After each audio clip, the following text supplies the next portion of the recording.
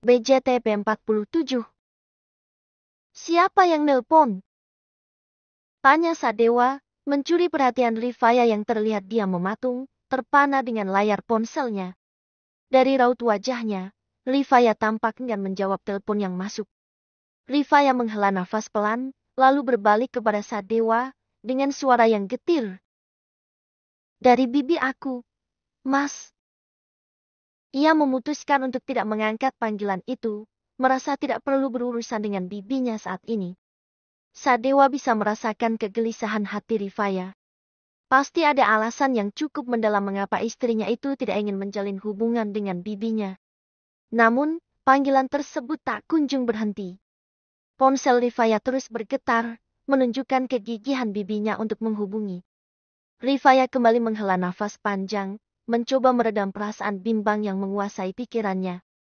Dalam sekejap, Rifaya tersadar mungkin saja bibinya menghubungi karena ada hal penting yang menyangkut pamannya.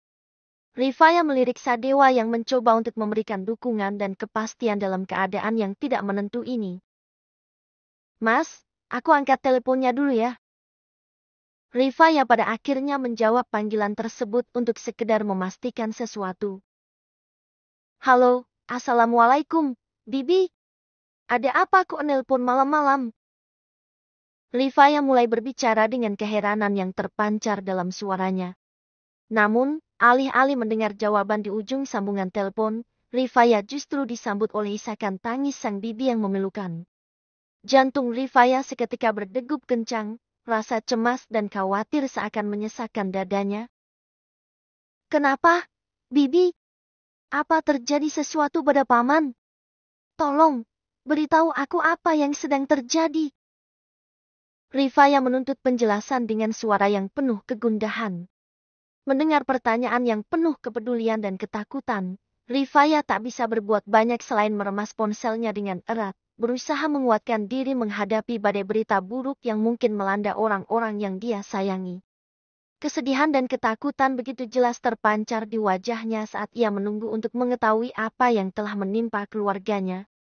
Terdengar Rosida mencoba mengendalikan isak tangisnya di balik sambungan telepon tersebut. Bukan paman kamu, Faya. Dia baik-baik saja, tapi Kalisa dan Benny mengalami kecelakaan mengerikan dan sekarang mereka ada di rumah sakit, Faya. Astagfirullah, kondisi Kalisa sangat kritis dan...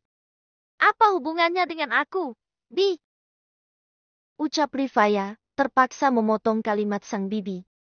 Wajahnya berkerut penuh emosi, dan di matanya tampak kilatan kemarahan yang sudah lama terpendam. Aku pernah minta bibi, yang sudah kuanggap seperti ibu kandung, percaya bahwa aku difitnah, dan meminta agar bisa berbicara dengan paman. Tapi, bibi mengabaikan aku kan? Aku pikir waktu itu, bibi kecewa karena fitnah video itu. Ternyata, bibi dan Kalisa sendiri yang memfitnah aku. Desaknya dengan suara gemetar. Mungkin kecelakaan itu adalah karma untuk mereka berdua, dan tidak ada urusannya dengan diriku. Kata Rifaya, menahan air mata yang menggenang. Aku gak ingin tahu apa yang terjadi dengan mereka. Dan karma untuk bibi pun pasti akan datang tak lama lagi. Lanjut Rifaya tegas, dengan detik-detik menit bergetar. Sembari menutup panggilan telepon, ia tak bisa menahan kesal yang telah lama terpendam. Memang, ucapan Rifaya terdengar kejam dan kurang ajar, terlebih di saat bibinya sedang berada dalam musibah. Namun, rasa sakit yang telah diperbuat oleh bibi dan Kalisa, tidak mungkin dihapuskan hanya karena keadaan yang dialami oleh bibinya saat ini. Rasa sakit yang telah bertahun-tahun ia tanggung, membuat Rifaya enggan memberikan simpati kepada bibinya. Di saat yang sama, Sadewa memegangi pundak Rifaya dengan penuh kegentar. Dia menyadari ada amarah bercampur kesedihan yang menggunung di wajah istrinya. Ada apa? Apa terjadi sesuatu? Tanyanya dengan nada lembut, berusaha untuk meredakan emosi Rifaya. Kalisa dan Mas Benny kecelakaan, Mas. Jawab Rifaya dengan mata berkaca-kaca, air mata ingin melepaskan diri dari pelupuk matanya. Tapi, Itu sama sekali bukan urusan aku dan aku gak mau peduli sama mereka, Mas. Apa aku salah?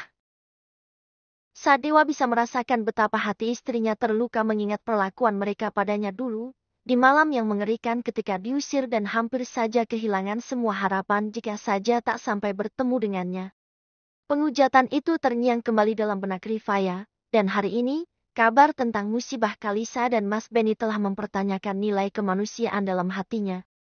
Sadewa mengerti kesulitan yang Rifaya alami dan akan memberi perlindungan dari bayang-bayang kelam masa lalunya. Gak apa-apa, kamu sudah benar kok. Biarkan saja mereka menyelesaikan masalah mereka sendiri. Kamu gak salah kok bersikap seperti itu. Sadewa dengan lembut membawa Rifaya ke dalam pelukannya. Ia memahami kekhawatiran yang kian membuncah di hati Rifaya terkait sepupunya. Namun, luka yang terpendam dalam hati Rifaya membuatnya lebih memilih untuk mengambil jarak dan acuh. Sambil mendekap istrinya, Sadewa berusaha menenangkan hati Rifaya yang tengah gelisah, berharap seiring waktu luka itu akan terobati dan rasa kepedulian bisa kembali menyatu di dalam hati mereka berdua. Sebaiknya kita tidur lebih cepat malam ini, sayang. Aku sudah mulai ngantuk ini. Ujar Sadewa, membelai lembut rambut Rifaya seraya tersenyum lelah. Tidur. Tapi, kan tadi Mas Dewa mau. Gumam Rifaya ragu, tidak ingin mengkhianati harapan suaminya. Sadewa mengangkat bahu, matanya menatap penuh cinta pada Rifaya. Tidak apa-apa, masih ada banyak malam untuk kita bersama. Ayo tidur, besok pagi aku harus bangun lebih awal untuk ke kantor. Sahutnya dengan suara lembut, lalu ia menggendong Rifaya ke atas ranjang, menuntunnya untuk beristirahat. Yakin Mas Dewa gak apa-apa kalau malam ini gak jadi? Tanya Rifaya memastikan, karena tidak ingin Sadewa merasa kecewa. Iya gak apa-apa, kebahagiaan kamu adalah prioritas utamaku sekarang. Apalagi sebentar lagi mau adakan resepsi jadi kamu harus tidur lebih awal. Jawab Sadewa dengan mantap, memberikan kecupan hangat di kening istrinya tersebut. Rifaya terdiam beberapa saat, seraya mengingat kembali akan resepsi pernikahan mereka yang tinggal menghitung hari. Betapa hatinya berkecamuk, ingin mengungkapkan segala isi hatinya pada Sadewa, namun ia tak ingin merusak momen bahagia ini dengan perasaannya yang berkecamuk. Sebenarnya Rifaya masih ingin mengobrol lebih lama dengan Sadewa, mengenang bersama perjalanan cinta mereka yang penuh liku. Namun, rasa kantuk yang menyerang tiba-tiba membuatnya tanpa sadar terlelap dalam buaian mimpi. Di sana, Rifaya bercerita padanya tentang apa yang tersimpan di lubuk hati yang paling dalam. Sementara itu, Sadewa masih terjaga, memandangi wajah Rifaya yang terlelap dengan penuh kasih sayang. Dalam tatapan matanya yang lembut, ia mencoba menyelami perasaan gadis yang menjadi istrinya saat ini. Seharusnya kamu melaporkan perlakuan bibi kamu itu kepada pamanku, sayang. Mereka pantas menerima hukuman yang setimpal, tapi kamu terlalu baik dan memilih untuk menyimpan rasa sakit sendiri. Bisiknya pelan, seraya mengecup lembut pucuk kepala Rifaya yang lelah itu. Sadewa semakin erat mendekap Rifaya dalam pelukan hangatnya, mencoba menenangkan gadis itu dengan kehadirannya yang selalu mampu menjadi pelindung terpercayanya. Beberapa menit kemudian, suara dengkuran halus yang terdengar dari wajah Rifaya menandakan bahwa gadis itu telah terlelap dalam mimpi.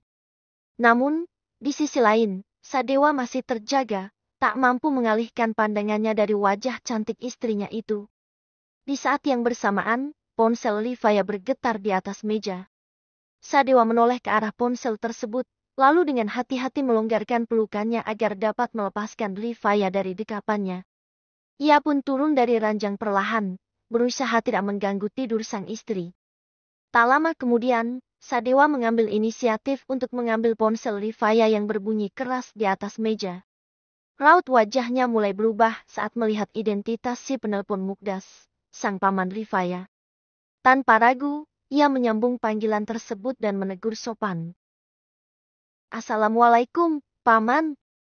Rifaya sedang istirahat. Baru saja tertidur lelap. Apakah ada sesuatu yang sangat penting? Sadewa bertanya dengan rasa ingin tahu dan perasaan terganjal di hati. Apakah Paman Rifaya menyampaikan sesuatu yang sangat penting hingga harus menghubunginya di saat yang begitu larut? Ia hanya bisa menunggu jawaban tersebut dengan penuh perasaan penasaran dan cemas yang bergelora dalam dada. Waalaikumsalam. Maaf telah mengganggu waktumu, Nak Dewa. Paman ingin menyampaikan permintaan maaf dari bibimu Rifaya karena perbuatannya selama ini. Tadi bibimu mengakui segala kesalahannya dan merasa sangat menyesal. Paman juga ingin minta maaf karena tak pernah memberikan perhatian yang cukup untuk Rifaya. Mohon sampaikan permintaan maaf ini, dan jika ada kesempatan, datanglah ke pondok. Ada hal penting yang ingin Paman sampaikan pada Rifaya. Ungkap Mukdas dengan dada sesak dan perasaan penyesalan yang mendalam. Ia merasa telah gagal menjaga Rifaya dan membiarkan istrinya bertindak semena-mena. Insya Allah, pesan Paman akan saya sampaikan nanti. Dan, jangan khawatirkan Rifaya. Saya yang akan menjaga, melindungi, dan merawatnya sepenuh hati mulai sekarang. Jawab Sadewa dengan penuh keyakinan, mencoba meyakinkan pamannya Rifaya bahwa ia akan memperlakukan Rifaya dengan baik sebagai istrinya, layaknya permata berharga yang tak ternilai. Alhamdulillah, Paman sangat lega mendengarnya. Mengenai Kalisa, sebaiknya Rifaya memang tidak perlu datang ke rumah sakit dan jangan merasa tidak enak hati. Mulai sekarang, Paman yang akan bersikap tegas kepada istri dan anak Paman. Ungkap Mukdas dengan tekad bulat. Sebenarnya, hatinya sempat terguncang, hingga ia hampir saja mengambil keputusan untuk menceraikan dan melaporkan istri serta anaknya ke polisi. Namun, ia meyakini pasti ada cara lain yang lebih efektif untuk memberi hukuman yang setimpal kepada kedua orang tersebut, bahkan melebihi betapa mengerikannya kehidupan di balik jeruji besi. Sadewa merasakan kelegaan yang mendalam ketika ia tahu bahwa bibi dan sepupunya Rifaya akhirnya akan menerima karma yang setimpal atas perbuatan mereka. Meskipun dia sadar bahwa hal ini tidak akan pernah mengembalikan kebahagiaan dan keceriaan yang telah hilang dari kehidupan Rifaya, tapi setidaknya hal ini dapat perlahan-lahan mengobati luka hati yang telah begitu lama terpendam di dalam dada istrinya. Senyum getir tergambar di wajahnya saat ia melihat ke arah istrinya yang sedang tertidur tenang. Iya, Paman. Aku mengerti. Terima kasih karena telah percaya pada Rifaya. Ucap Sadewa dengan nada suara yang bergetar, sambil berusaha menenangkan diri dan menaburkan asa pada masa depan bersama Rifaya. Kami akan menjalani hidup ini dengan sebaik-baiknya dan mencoba untuk melupakan semua rasa sakit yang pernah ada. Seharusnya, kami yang berterima kasih, Paman, karena telah bersedia menjaga dan merawat Rifaya. Mohon sampaikan salam dan permintaan maaf kami untuk Faya. Ujar Mukdas dengan suara yang berat, penuh perasaan. Panggilan itu kemudian terputus. Seakan-akan hati Paman yang ada di seberang sana juga terhenti, meninggalkan jejak kepedihan yang terbawa oleh angin. Meski begitu, Mukdas tahu bahwa permintaan maaf tersebut tidak cukup untuk mengobati luka yang telah mereka ciptakan di hati Rifaya. Setelahnya, Sadewa menyimpan ponsel Rifaya tersebut ke tempat semula. Kemudian ia kembali ke atas ranjang sambil memeluk Rifaya dan ikut tertidur pulas. Semuanya akan baik-baik saja, Faya. Aku akan menjaga dan merawat kamu mulai hari ini. Gumamnya kembali dengan mata yang terpejam. Keesokan harinya, Sadewa tampak sudah bersiap untuk pergi ke kantor karena ada hal yang harus diurusnya. Ia saat ini tengah berhadapan dengan Rifaya yang sedang memakaikan dasi di kerahnya. Paman kamu nelpon semalam, Faya. Ucap Sadewa memulai pembicaraan di pagi hari mereka itu. Untuk sejenak, Rifaya menghentikan tangannya yang bergerak menyimpulkan dasi. Dia bicara apa, Mas? Tanyanya dengan suara pelan, lalu kembali melanjutkan kegiatannya tadi. Sadewa pun menceritakan obrolan yang terjadi antara dirinya dan pamannya Rifaya semalam. Dia mengungkapkan semua peristiwa tanpa menyembunyikan apapun. Setelah mendengarkan cerita Sadewa, Rifaya merasa seolah-olah beban yang sangat berat di pundaknya seketika sirna. Syukurlah kalau begitu, Mas. Semoga mereka benar-benar bertekad untuk berubah menjadi pribadi yang lebih baik lagi. Ujarnya dengan harapan, tersenyum penuh pengertian dan cinta. Mas, sejak dulu aku gak punya siapapun untuk tempat bersandar. Tapi, sekarang berbeda. Aku punya Mas Dewa. Jadi, aku harap Mas Dewa tetap seperti ini apapun yang terjadi di depan kita nantinya. Lanjut Rifaya dengan mata berkaca. Ia kini ingin menyandarkan hidupnya pada suaminya tersebut. Lelah rasanya bersikap tegar di depan semua orang, padahal kenyataannya ia begitu rapuh. Iya, aku janji, Faya. Kamu jangan khawatirkan apapun lagi dan aku akan selalu ada untukmu. Sadewa mengintai janji di depan Rifaya saat ini, dengan diakhiri kecupan hangat di kening istrinya tersebut. Semoga aja kamu gak ingkar janji, Mas, batin Rifaya dalam diamnya. 4 hari kemudian, Rifaya selama itu berdiam diri di rumah sambil merawat diri dan juga belajar memasak dengan ibu mertuanya dan juga nenek Amurti yang menyempatkan untuk datang. Siapa sangka sikap wanita tua renta itu semakin baik kepada Rifaya dari sebelumnya. Selain itu juga, Rifaya masih sempat untuk belajar bela diri dengan Sadewa di saat suaminya pulang dari kantor. Bahkan dalam waktu yang cukup singkat itu, Rifaya mulai belajar mengemudikan kendaraan roda 4. Meskipun harus lebih lama belajar lagi karena belajar menyetir tidak seperti yang dibayangkannya selama ini. Hanya saja, selama beberapa hari itu Nagita belum pulang juga ke rumah dan membuat Rifaya merasa khawatir dengan adik iparnya tersebut. Mas, aku kok cemas sama Gita ya? Apa dia nanti akan datang ke acara resepsi besok?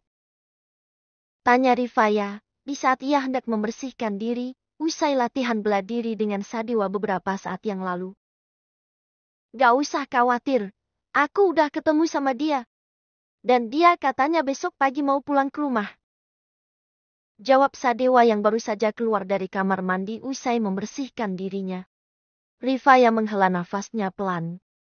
Ia sepertinya memang terlalu berlebihan mengkhawatirkan adik iparnya tersebut. Padahal ia bersikap biasa saja mendengar tentang kabar bahwa Kalisa yang kakinya yang harus diamputasi karena kecelakaan sebelumnya. Sedikit berbeda dengan Benny yang harus mendapat jahitan besar di wajahnya pasca kecelakaan yang sama. Syukurlah kalau begitu, Mas. Ucap Rifaya sambil mengulas senyumnya. Kalau begitu aku mandi dulu ya, Mas. Tukasnya, seraya masuk ke kamar mandi. Iya, sayang. Balas Sadewa yang membalas senyuman istrinya tersebut. Selang 30 menit berlalu, Rifaya melangkah keluar dari kamar mandi, rambut basahnya digulung oleh handuk yang melingkari kepalanya. Di saat bersamaan, pandangan Sadewa tertuju pada rambut Rifaya yang basah, seakan menangkap sinyal yang seketika membuat senyumnya semakin lebar. Kamu keramas? Tanya Sadewa, sambil melangkah mendekati Rifaya yang tengah mencari pakaian di lemari di depannya. Iya, Mas. Jawab Rifaya dengan nada santai, seolah tak terjadi apa-apa. Namun, di balik penampilan tenangnya itu, hatinya sebenarnya sedang bergolak, jantung berdegup kencang dan penuh gundah. Karena Rifaya yakin, Sadewa pasti sedang dibuai kebahagiaan oleh rasa syukur yang tak terucap. Kalau udah keramas, itu artinya kamu selesai datang bulannya kan? Tebak Sadewa, yang saat ini sudah berada di belakang Rifaya. Aroma wangi sampo yang dipakai istrinya tercium menggoda inderanya. Iya, Mas. Terus kenapa kalau? Ucapan Rifaya terjeda tiba-tiba, saat Sadewa dengan sigap mengangkat tubuhnya dan membopongnya hingga membawanya ke atas ranjang. Rifaya memekik pelan, namun di saat yang sama tertawa kecil karena sebenarnya hatinya juga mendambakan momen ini. Apalagi setelah mereka menjalani masa puasa 4 hari lamanya. Sejumput rasa malu dan bahagia menyatu dalam dadanya, menunggu gairah yang akan meledak dalam kehangatan malam. Duh, wanginya! Sadewa menghirup dalam-dalam aroma tubuh Rifaya yang kini hanya terbalut dengan handuk pendek di atas lutut. Napasnya terasa memburu, jantungnya berdegup kencang. Dengan tatapan lembut, Sadewa menyingkap handuk yang membungkus tubuh Rifaya, seolah membuka tirai yang menyembunyikan persembahan terindah. Rifaya merasa malu dan memalingkan wajahnya, pipinya merona seperti jingga senja. Lihatlah ke sini, cantik. Ucap Sadewa lembut, sembari merengkuh dagu Rifaya dan membawa wajah istrinya untuk bersitatap dengannya. Tatapannya menenangkan, membuat Rifaya merasa tak perlu malu. Perlahan, Sadewa dan Rifaya saling mendekat hingga bibir mereka menyatu dalam kehangatan ciuman. Mereka saling merasakan cinta, ikatan suami istri yang erat, dalam hembusan nafas dan gairah yang tak terbendung. Dunia seolah-olah menghilang saat hati mereka bersatu di ujung bibir. Malam itu pun, Rifaya bisa memenuhi hasrat Sadewa dan juga dirinya sendiri. Padahal sudah tahu besok akan pergi ke hotel untuk acara resepsi pernikahan yang diadakan siang hari. Tapi, malam itu mereka tidak ingin melewatkan waktu begitu saja dan saling menyelami gairah satu sama lain. Hingga keesokan paginya, kegiatan itu hampir saja berlanjut ketika mereka mandi bersama. Untungnya Sadewa dan Rifaya tersadar bahwa mereka harus bergegas karena pagi-pagi sekali harus ke hotel untuk merias diri. Beruntung koper untuk berangkat ke Bulan Madu mereka sudah siap, sehingga sesudah acara mereka akan langsung ke bandara. Memang acara resepsinya sendiri diadakan siang hari dengan tema outdoor.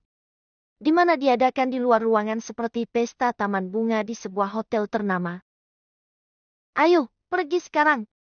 Ibu sama Gita akan menyusul nanti. Ucap Sadewa, di saat ia melihat Rifaya sudah memakai cadarnya. Iya, Mas. Jawab Rifaya sembari menyambar tas selempangnya dan menyusul langkah Sadewa menuju ke pintu kamar. Keduanya berjalan dengan cepat menuju ke lantai 1, di mana Haris sudah menunggu di mobil yang akan mengantarkan mereka ke hotel. Jalan sekarang, Liz. Perintah Sadewa. Siap, Pak Dewa. Haris tanpa menunda waktu lagi segera melajukan kendaraan roda 4-nya tersebut menuju ke tempat tujuan mereka. Sepanjang perjalanan, pasangan suami istri tersebut tak melepaskan genggaman tangan mereka satu sama lain. Bahkan terkesan lebih mesra dari sebelumnya. Dan Haris mau tidak mau harus menjadi nyamuk di dalam mobil tersebut karena tanpa sengaja melihat pasangan pengantin tersebut yang bersenda gurau sejak tadi. Tidak sampai 1 jam lamanya, kendaraan yang dikemudikan oleh Haris tersebut tiba di hotel. Kemudian Sadewa dan Rifaya turun dari mobil, lalu berjalan cepat menuju ke ruang ganti yang letaknya berada di dekat ballroom hotel. Ke sebelah sini, Pak Dewa, Bu Rifaya.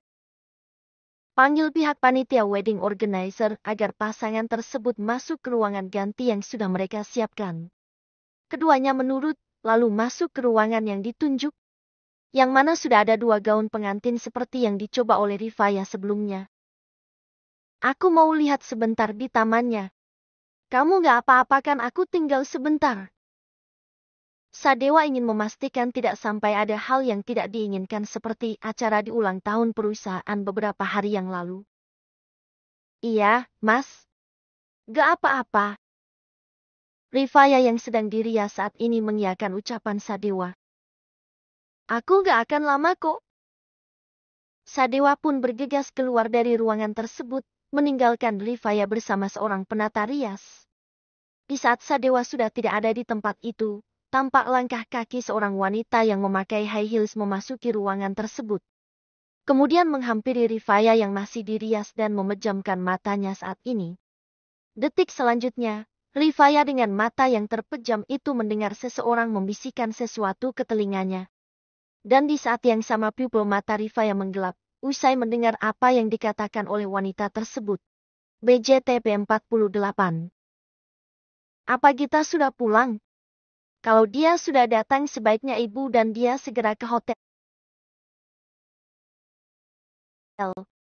Kami menunggu di sini.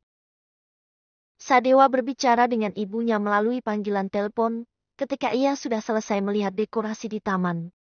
Semuanya sudah siap dan dalam 1 jam lagi para tamu akan mulai berdatangan. Belum, Dewa. Mungkin masih macet di jalan. Nanti ibu coba telepon lagi dia. Jawab Fatimah di ujung panggilan. Ya, Sudah kalau begitu. Aku tutup teleponnya. Bu, Assalamualaikum. Tukas Sadewa. Waalaikumsalam. Setelah menghubungi ibunya, Sadewa bergegas kembali ke ruang ganti dengan tekad yang kuat untuk tidak meninggalkan Rifaya terlalu lama sendirian. Namun, tepat di ambang pintu tujuan, Sadewa terkejut melihat sosok Mahalina yang keluar dari ruangan Rifaya. Apa yang kamu lakukan di sini? Seru Sadewa, menyembunyikan kegelisahan di matanya. Ia menatap Mahalina tajam, lalu bersumpah dalam hati untuk melindungi Rifaya dari segala bentuk ancaman, apalagi dari perempuan ini. Jangan berani-berani kamu bermain api lagi. Gak ada lagi masalah yang bisa kamu lakukan, Alina. Sambung Sadewa, nadanya dingin dan keras, menggambarkan rasa frustrasi dan ketakutan yang ia rasakan. Mahalina tersenyum tipis di depan Sadewa, menutupi rasa bersalah di hatinya akibat kejadian beberapa hari lalu. Jangan begitu cepat menuduh, Dewa. Katanya dengan nada meremehkan. Aku hanya ingin mengucapkan selamat atas pernikahanmu dengan Rifaya, dan tentu saja, memberikan kado istimewa langsung dariku. Apa salahnya?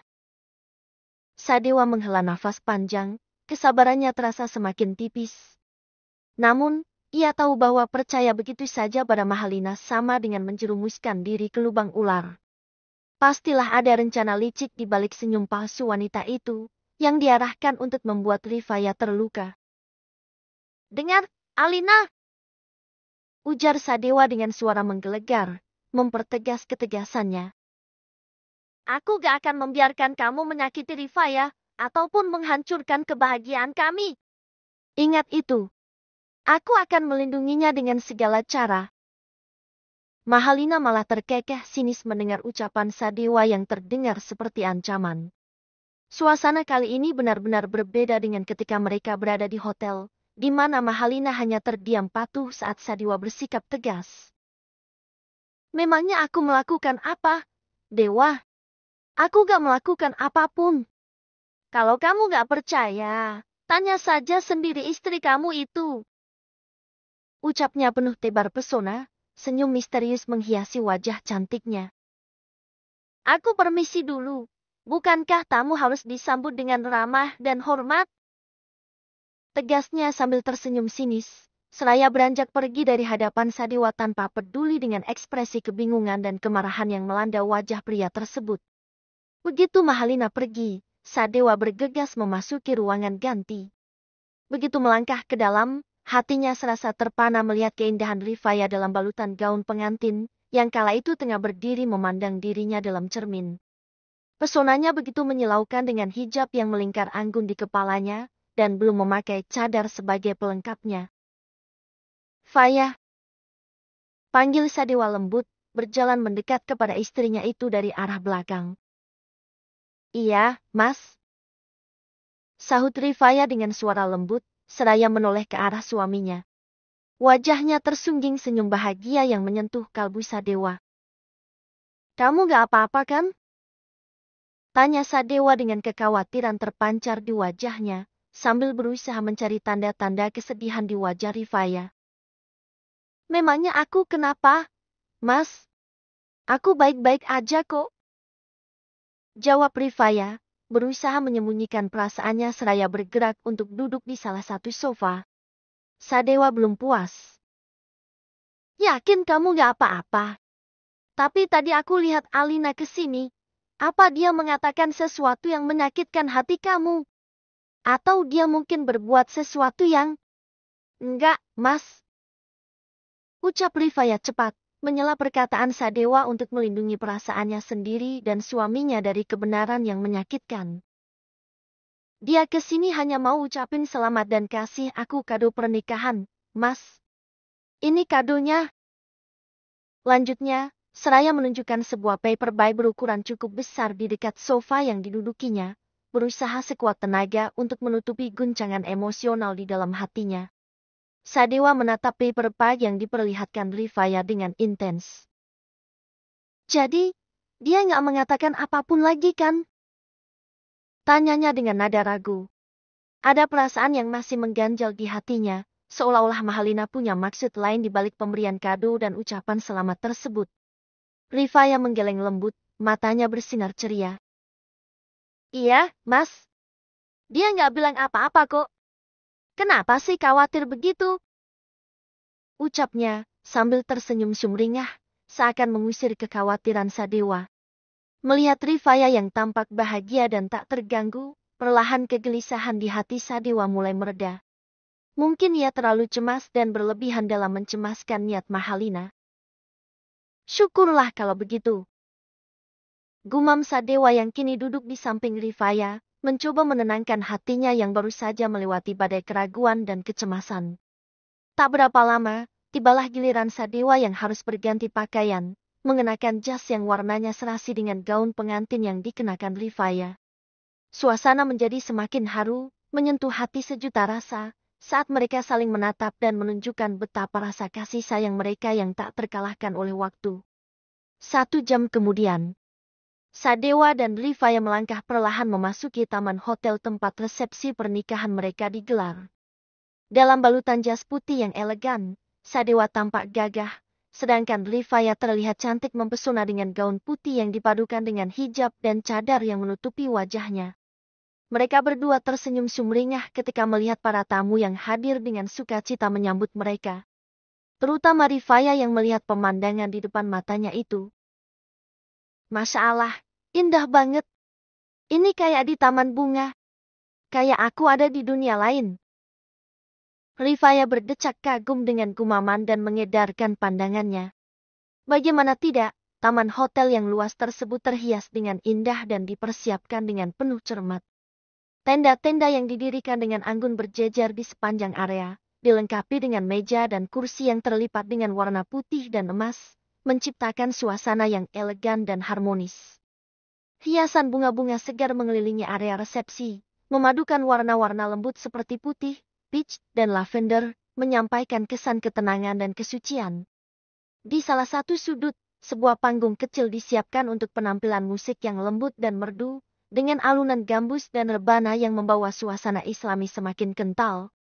Serta, mengiringi langkah mereka menuju pelaminan yang megah berlatar belakang air mancur menari. Di atas karpet merah yang membentang, pasangan pengantin itu melangkah penuh haru.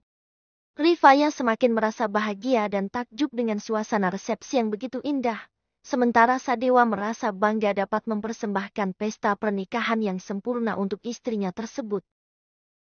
Gimana kamu suka? Tanya Sadewa yang tak melepaskan genggamannya pada tangan Rifaya sejak tadi.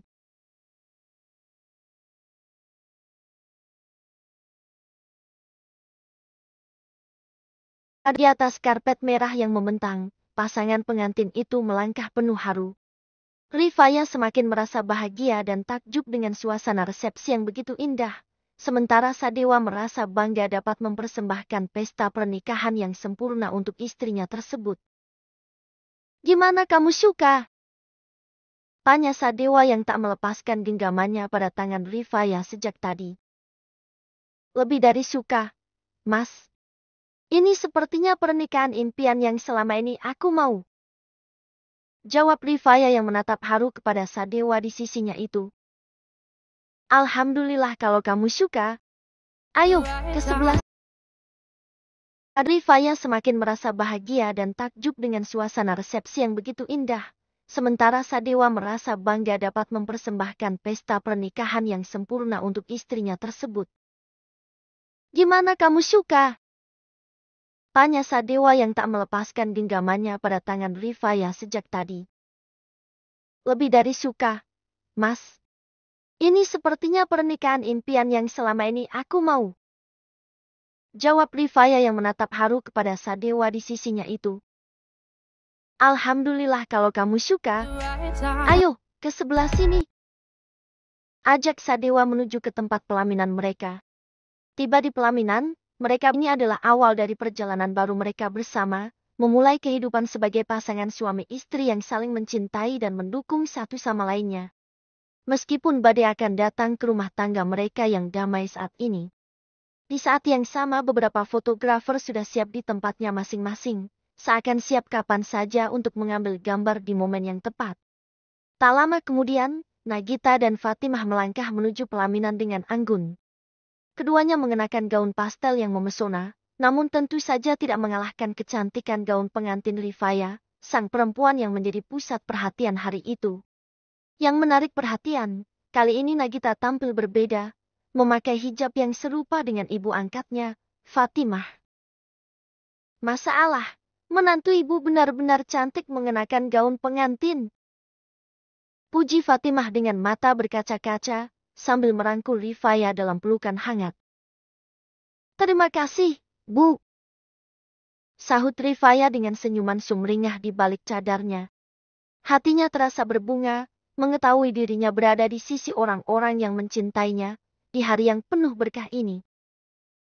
Iya nih, Kak Faya cantik banget hari ini, tempat resepsinya juga mewah dan anggun, Kak.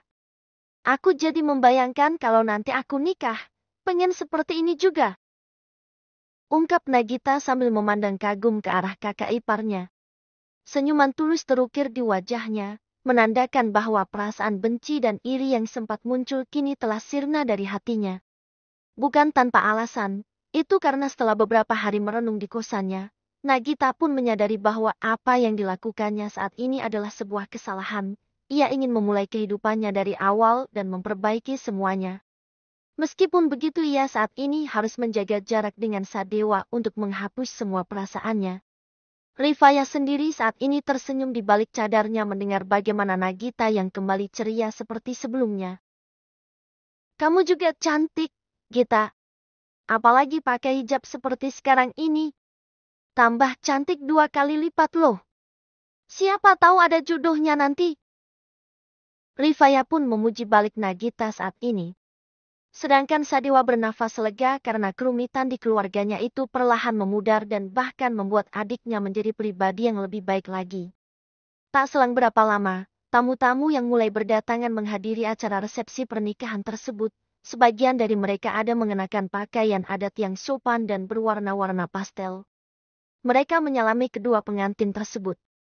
Sebagian mereka juga tampak mengobrol dan tertawa dengan riang sambil menikmati hidangan yang telah disajikan. Namun, di balik keindahan dekorasi dan suasana yang tenang, terasa adanya rasa hormat dan kesungguhan dalam setiap detail resepsi. Dari cara tamu saling menyapa, berbicara, hingga menyantap hidangan, terpancar rasa kesopanan dan tata krama yang menghormati nilai-nilai Islami. Di antara tamu yang hadir, datang Giovan dan keluarganya serta menyapa Sadewa dan Rifaya seperti yang lainnya. Hanya saja, keluarga Rifaya yang tidak mengharuskan acara tersebut. Itu karena alasan kesehatan sepupunya Rifaya yang tidak memungkinkan mereka datang.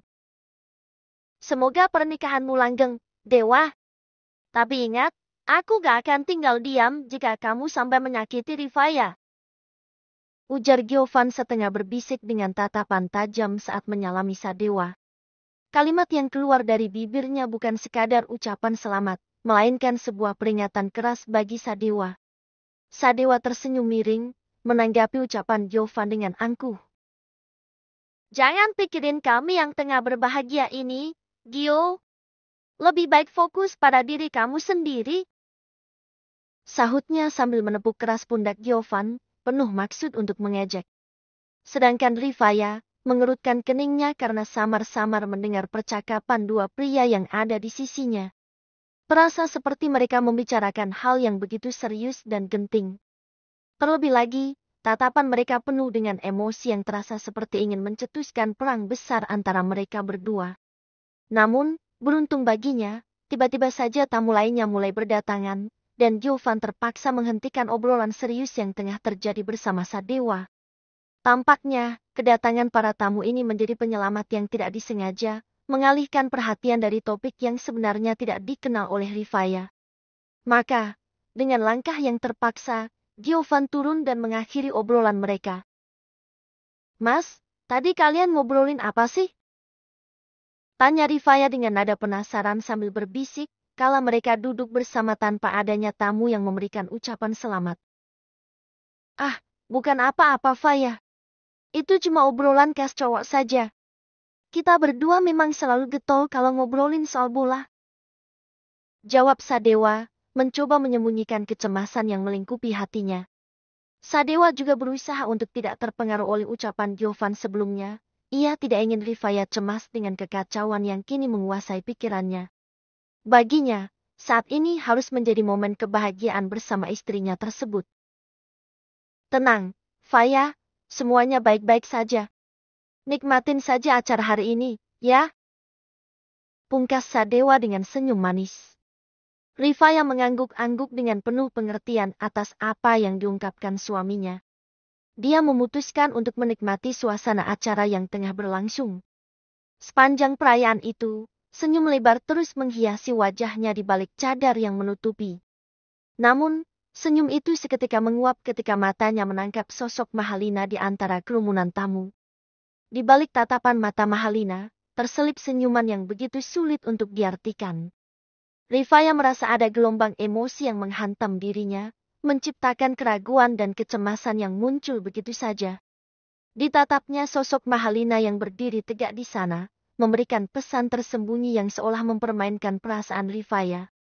Begitu banyak pertanyaan yang ingin disampaikan, namun hanya diam yang tercipta di tengah keramaian. Terbayang di benak Rifaya, sejauh mana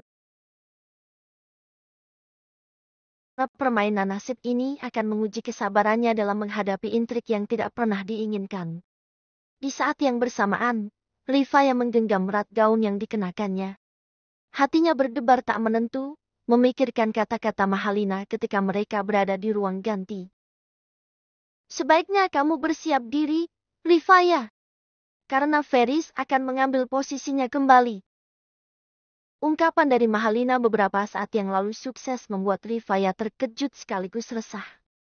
Apalagi ia mengetahui bahwa Mahalina adalah orang terdekat Feris. Rifaya menahan napas, berusaha meredam gejolak perasaan yang melanda dirinya. Dalam hatinya, tanya besar muncul, bagaimana nasibnya nanti ketika Feris kembali mengambil alih posisinya. Satu hal yang pasti, hidup Rifaya tidak akan sama lagi setelah ini. Meski demikian, Rifaya tidak bisa begitu saja menelan mentah-mentah ucapan wanita di depannya. Pasalnya, wanita yang namanya disebut sudah lama meninggalkan dunia ini. Jangan main-main, Mbak. Mbak sudah keterlaluan. Orang yang udah meninggal bagaimana bisa kembali hidup? Mbak Alina terlalu berani membawa-bawa nama perempuan itu di sini. Rifaya langsung membalas ucapan Mahalina dengan sorot mata yang tajam, seolah menembus kalbu. Mahalina tersenyum sinis, matanya menatap tajam ke arah wanita di depannya. Kalau kamu tidak percaya ya sudah. Aku hanya ingin menyadarkanmu bahwa pada akhirnya Dewata akan mampu melupakan masa lalunya bersama pacar lamanya. Ucapnya dengan nada pedas yang menusuk hati. Ini hadiah untukmu, sebagai peringatan akan ketabahan hatimu. Lanjut Mahalina, seraya meletakkan paper bag di dekat sofa dengan tatapan mengejek. Semoga saja mentalmu cukup kuat untuk menghadapi kenyataan ini. Dengan langkah angkuh, Mahalina meninggalkan ruangan itu, mengejek dengan senyuman yang semakin mempertegas kesengsaraan wanita yang ditinggalkannya di ruangan tersebut. Rifaya tidak akan lupa dengan apa yang dikatakan oleh Mahalina sebelumnya. Ia ingin menyangkal tentang apa yang didengarnya. Tapi, di saat yang sama fakta yang tidak diketahuinya membuat dirinya cemas sekaligus khawatir. Astagfirullah, Faya. Udah jangan mikir yang enggak-enggak, batin Rifaya dalam diamnya, seraya meraih tangan Sadewa dan menggenggamnya dengan erat. Ada apa? Istriku yang cantik. Sadewa menoleh ke arah Rifaya, merasakan genggaman erat tangan istrinya. Bisa ditebak bagaimana ekspresi wajah Rifaya terlihat sedikit gelisah. Namun di balik rasa gelisah itu ia yakin masih tersembunyi pesona kecantikannya. Rifaya tersenyum lembut di balik cadarnya, mencoba meredakan kegelisahan dalam dirinya. Tidak ada apa-apa, Mas. Aku hanya sedikit gugup saja karena banyak orang di sini. Rifaya menggigit bibir bawahnya, menahan rasa kikuk yang menjalar di hatinya. Sadewa pun meraih tangan Rifaya, menyentuh jemarinya lembut dengan penuh kasih. Gak usah khawatir, sayang. Aku di sini untuk melindungimu dan mendampingimu dalam segala suasana. Percayalah padaku. Bisik Sadewa, suaranya penuh dengan kelembutan dan kehangatan yang membuat Rifaya merasa lebih aman dan nyaman dalam genggaman suaminya. Makasih, Mas. Aku merasa. Rifaya menggantungkan kata-katanya, terhenti saat mendengar suara riuh dari para tamu yang hadir. Dengan cepat, ia menoleh ke sumber suara yang mengalihkan perhatian mereka. Sadewa pun demikian, kini fokus pada tamu-tamu dan apa yang menjadi pusat perhatian mereka. Mas, ada apa ya? Apa mungkin ada sesuatu yang... Ucapan Rifaya terputus sekali lagi ketika ia menyaksikan seorang wanita yang duduk di kursi roda didorong oleh pria parubaya, menuju ke arah mereka. Saat itu, hati Rifaya seolah tercabik-cabik, dibayangi perasaan tak terduga menyaksikan kenyataan yang tengah terpampang di hadapannya. Gak mungkin. BJTP 49